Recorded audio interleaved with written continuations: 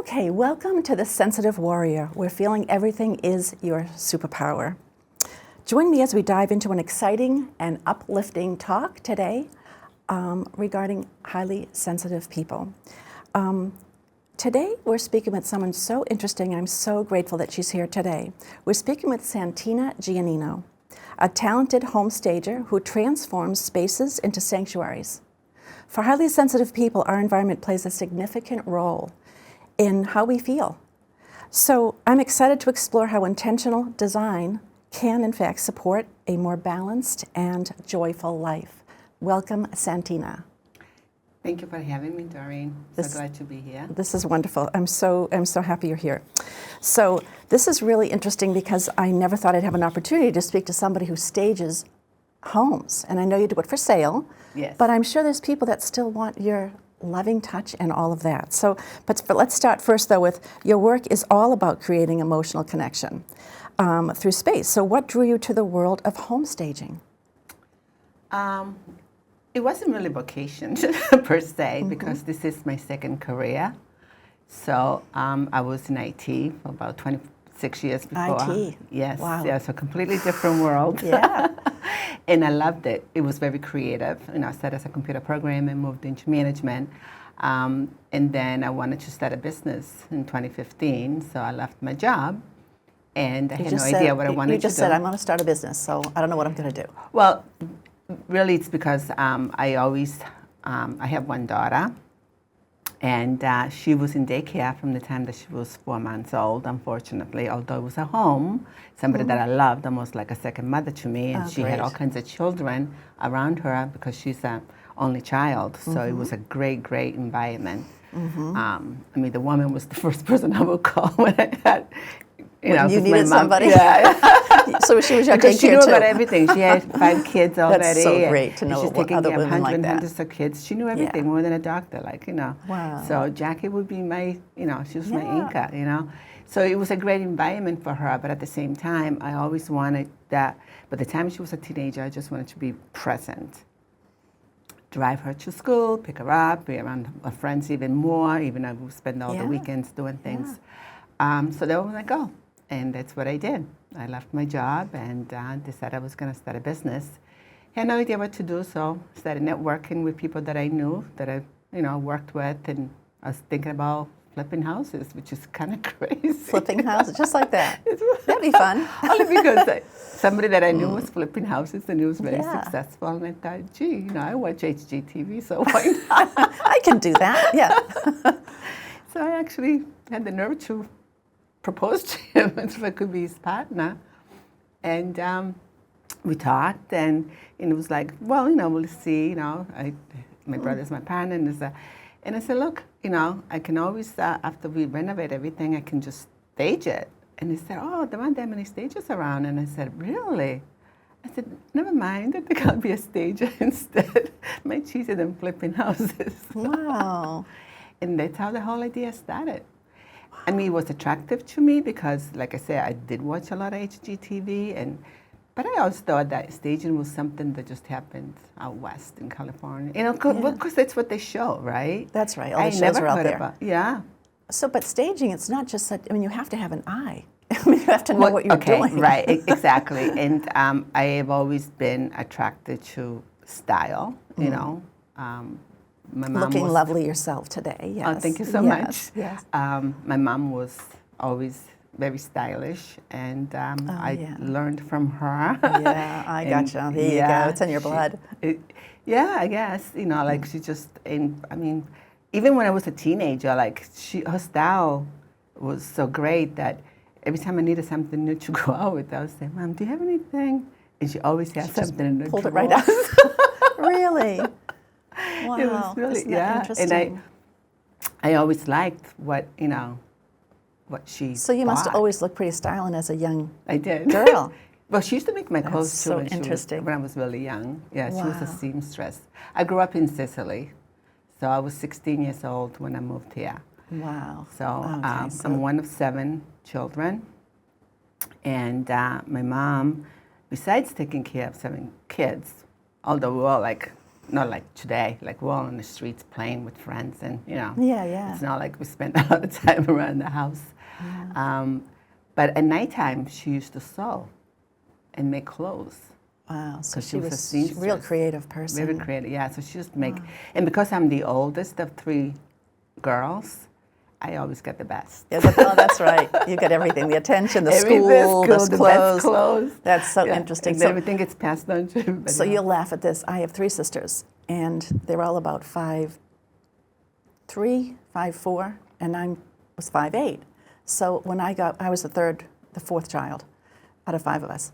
So by the time I got handed the dresses, which sounded like a great idea, they were all mini because I was really tall. So they all looked very decent. And my people say, "Why are you wearing such short clothes?" And it was no choice. It was a hand-me-down, and because I was Right. tall, they were everything was short for me. Growing up, pants were short, so there was no styling on this end. So I envy that. It must have been really special to. So staging is just kind of morphed into that, and then you really enjoyed it. Obviously, how long have you been doing this? 8 years. You really enjoyed this. Yeah, January 2016. Yeah, I love it. It's really given me something that I can really enjoy and have the flexibility that I was always looking for. Right. And now, because it is my second career, so Right. it's not something that, it's not the same as going to work every day. No, of course. Getting up to 6:30 in the morning. So getting do you home at have like a 5:30. basement or like a storage house full of beautiful furniture that you use and No, you I pull? actually have a warehouse. You have a warehouse. Yes. So from the very beginning, I decided that I wanted to get my own inventory because for the first house that I did, there are rental places where stages go and rent furniture. Sure. It's very expensive. There is a minimum of like 3 months, whether you need it for that's a true. month. They're going gonna to charge they you, have to sure. charge for the 3 months have to, because right. they deliver, they pick up. So I did that the first time for the first living room set. And then I was like, well, if I buy my own stuff, then I can reuse it over and over. Were you concerned about furniture being potentially dated? If 8 years from when you bought it, or is it something you No, actually, if you buy the right things and you Classic, have an right? eye for something, It's timeless? pretty much. Wow, that's terrific to Yeah. know. Yeah, so, the main thing is like when you invest in your own inventory, because it's financially, it's pretty expensive, because like I have enough furniture to furnish between 10 and 12 houses at once.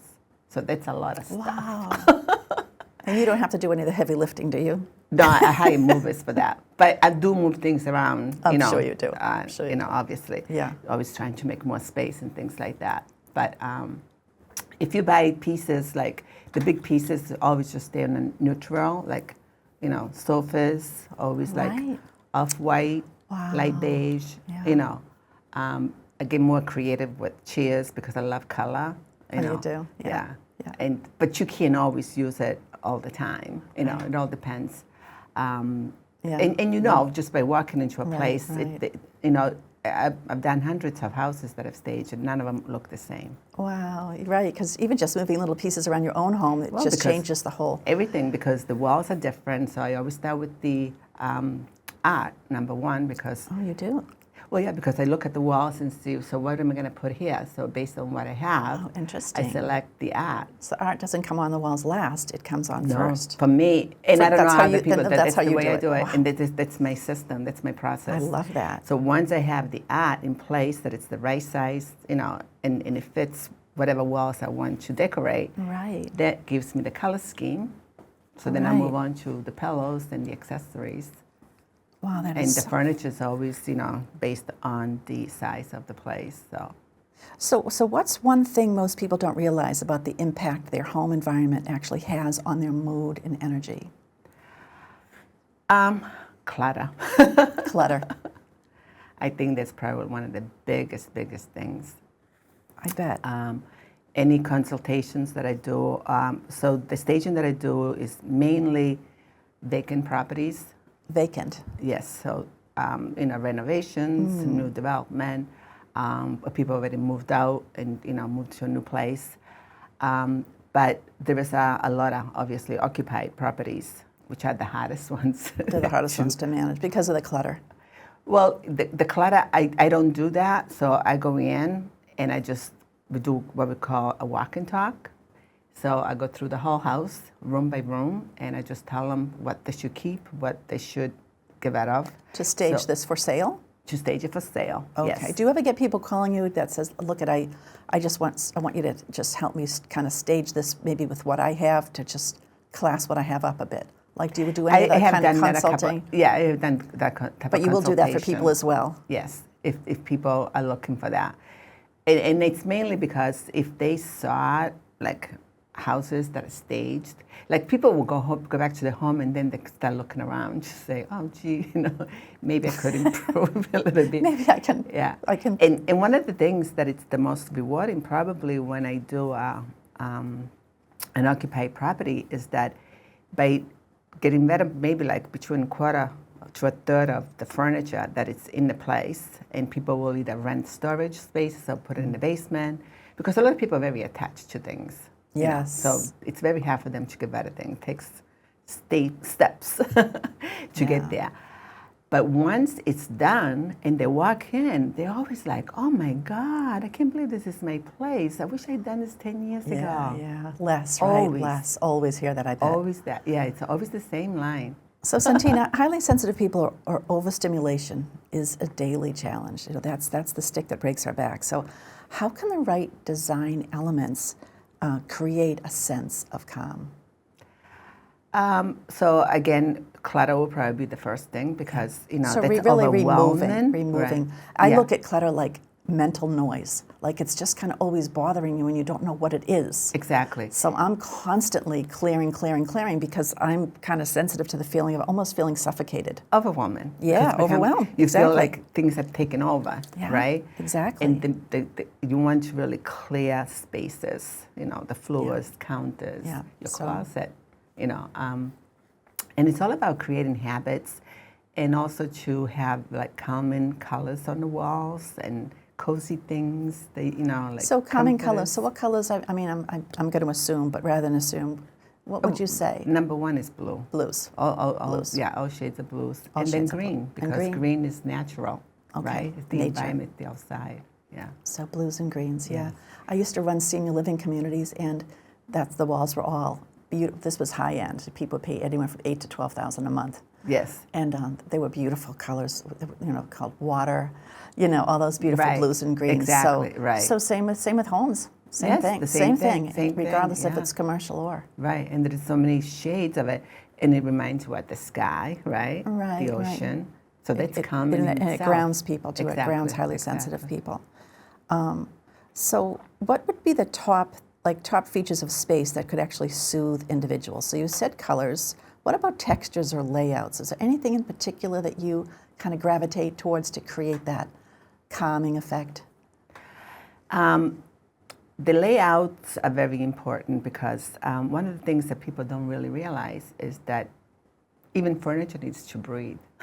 Furniture needs to breathe. Yes. Okay. How are you So doing that means that you need space in between. People seem to like line things up. And I've seen couches and chairs lined up against a wall, and I thought, and you what think is the more you this? have, the better it is. Yeah. And actually, people, Furniture when needs you to walk breathe. into a space and there is so much stuff in there, you don't get to appreciate anything.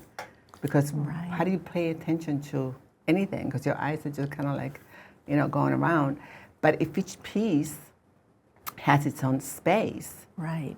then you can look at it and you appreciate it. And I always call it breathing space. I love that. And I know years ago I had a tiny apartment, and I wanted to make it look nice, obviously. So I got a lot of books on feng shui, Yeah. And what I learned about that really kind of was real interesting was the bedroom. And how way you want to this be able to was see that faced. face the door. So, Yes. but they were right, because my bed currently was with the back to it, and I never could sleep well. Like I always felt like someone was coming up behind me. So I changed the bedroom around so that when I was lying still, I could see the door. And even though it was closed or whatever, it still didn't have a sense of mystery because I could see it. Right. So do you do that as well for people? Do you kind of like do a bit of a fun? I mean, maybe you do it naturally, because Yeah. I've seen your work. It's beautiful. Thank you. Well, so that's a great concept, but it can't always happen. Can't always happen. Because you have to go by Right. the setup of True, the room. and size and all that. Right. You're right. So one of the things that you want to do is always to have the bed, the way that I set it up, it's always the biggest wall. The biggest wall. Got it. Right. Okay. Because you want to be able That to makes put sense. nightstands there, put some art on the top, and you don't want windows behind it. But sometimes you have no choice. No choice, there's and you have windows. to put in front of windows. I mean, that's the worst case scenario. But you have no choice. It is what it is. So Staging is not going to change the So construction. do you kind of then work with that? Will you do different drapes, or will you kind of put a different I don't kind do of drapes, actually. Will you suggest it because the window's going to be odd for your sense of how you Shades. Okay. Yeah, because especially when you're selling a home, if it's an occupied property, one of the first things that goes is all the curtains that come down. Because first of all, you want to show the windows. You want to make it as bright as possible. Bright as possible. As soon as you take the curtains down, it's just like a whole new place. People are just surprised because you get so used to the idea that the drapes or even curtains, they really make the room so much darker. Right. That's why shades are so great, because you can pull them right up. And you see the architecture too. People want to be able to see. And it's cleaner lines, right? Exactly. Cleaner lines than the kind of flowing or the curtains and all. Right. So that alone would be one. Yeah, I have no curtains in my house except for the bedroom, I think, and the sheer. Is that right? Yeah. Interesting. It's all just shades. Wow.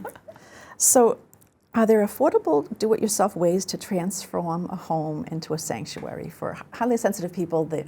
Their home is really, every environment affects them, but home is really their sanctuary. So, what are would you suggest maybe some do-it-yourself ways to transform a home into a sanctuary?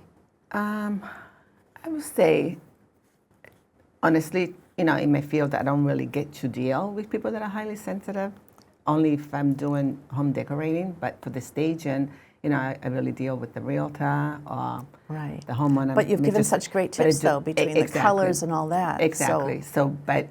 Because I'm also a certified interior decorator. So from that aspect versus staging, again, it's just like the decluttering, letting pieces of furniture just breathe, give them space, have open spaces. When you walk into a room, you don't want it to be cluttered with furniture. Right. You need to have, for your eye, you need to have some open space. And I think it's one of the things that people are not used to. Mm-hmm. They feel like, oh, maybe I can put a chair there. Right, because they have it up in corners. So I can put a chair. And you buy things, and you keep on buying things. That's interesting. Plants for sanctuary.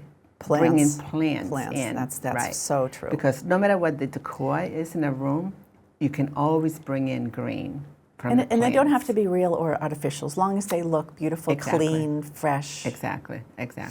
But real plants really make a difference, though. I mean, they're hard to keep up, but I love them in my house. Yeah. So how do you suggest listeners kind of incorporate a personal touch without overwhelming the space? What are some personal touches people can put that don't turn it into clutter again? But right. Yeah, but the personal touches. Personal touches would be things like, if you like to read, like create a little cozy space, where you can read and have the right light, especially natural light. So that's why you want to take down curtains, right? Just let as much light in, Right. And then be colors. If you love color, like the colors in my house, I have a lot of color in my house. When I stage everything, it's pretty much like all the neutral colors. But that's because you want everything to appeal to the mass. So potential buyers, they can go from young people to older people to families to single people. And you see a lot of grays, beautiful soft grays, and that does appeal. It's clean too. Right. And that's what the idea is, that anybody that walks through the threshold, you want to make sure that they feel, oh, I could live here. And if you have colors, not everybody loves the same colors, right? Yeah. So that's why you stick. It's just a basic thing about staging. You just stick with the basics, the neutral colors. Can't go wrong.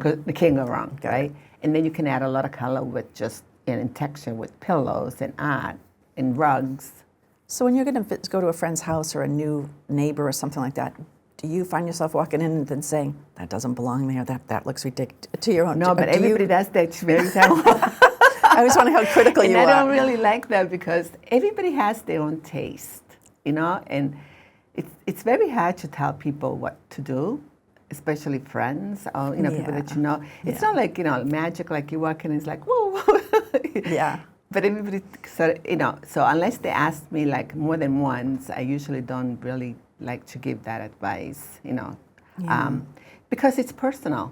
What I like is not necessarily what you like. Sure, you know, people can walk into my house and may not like the colors that I have on my wall, but they suit them to me. Right. And it's what I like. I haven't even painted my walls in over 10 years, but I'm still happy with the colors that I have. Wow. Because I took a lot of time to choose them for each room. Yeah. And it's just what I like. Do you find yourself that walked in and it's like, oh, if you sell this house, you know, because I have a game room and it's like a wine red, probably like this color, the walls. Yeah, that's really rich. And then the bottom is, you know, off-white. Mm-hmm. And they say, you probably want it painted. I say, why? I said, I love this color. Because you love color. For me, right? Yeah, if I was selling a house, probably, you know, I would. Yeah, you take a chance. Because you actually, because you know you can put things together. People are afraid to take those chances and take those risks. Right. But so that's why it's personal. First of all, like how do you dress? So it's kind of like, you know, that is the same idea, right? Right. So if you want to create something that is personal in your home, look at the way, what do you get attracted to when you go shopping, right? And what you put on your body. Yeah, that's true. Know? So you just sort of kind of like try to recreate the same type of feeling. Right. So that it makes you comfortable. So do you find yourself rearranging your own personal furniture on a regular basis, or is everything? No, my mom used to do that all the time. Did she? I mean, I would like, you're gonna kill yourself by herself. She just like always be. No, I basically not really. I mean, once I am happy with something the way that they are. Right. There's really no reason for it. So what are some? I just change things. Yeah. Like I buy. I buy something different. Different things. Like, you know, every few years I change the art. And then when you change that, then you change pillows. Or if you see something, I'm shopping and I see something that I really, really like and I want to bring home, that instigates change in other things. Right. That could change the whole room. Exactly. That one item. Yeah, exactly. That one thing. And if you really want it, then you do it. And it's refreshing, you know? It is refreshing. Yeah. It is refreshing. As long as you don't get overly attached to a lot of possessions, things. Yeah. I have a way of like, you know, even with my clothes, because I like stuff. I would be a perfect model because I wear something once and then I'm done. Like you won't wear that dress ever again. No, if I could afford it. But in order for me to keep it under control, not that I'm a shopaholic, because I actually don't really even like to put in a lot of time into shopping, but when I do and I see things, like I only have so many hangers and I won't buy. I refuse to buy. Really? Yeah. Oh, interesting.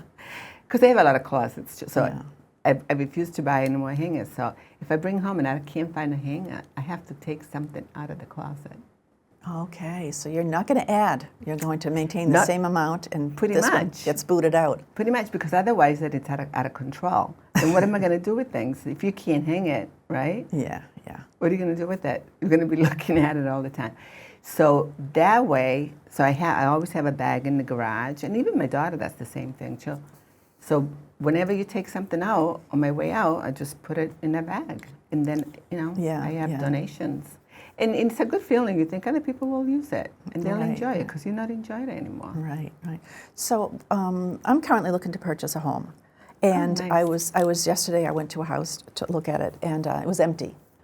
And I can get a sense of, okay. You have a vision. I have a Most vision. people don't have a vision. And I'm proud of myself for it. However, the woman behind me, she was with her daughter, and I could hear her saying, I don't know, what do you think? I don't know. And I'm thinking, yeah, it is hard for people. It is hard for people to do that, you know, and I understand it. And but as a highly sensitive person, I know you said you don't work with many people, but I bet you do, because I bet the people that you help, that love the space that you've created to be a calm sanctuary with the plants and the streamlined furniture and maybe the shades you didn't put in, but however you recommended. Exactly. And they come in and they feel like they can breathe and they feel comfortable and they're not so sensitized to it.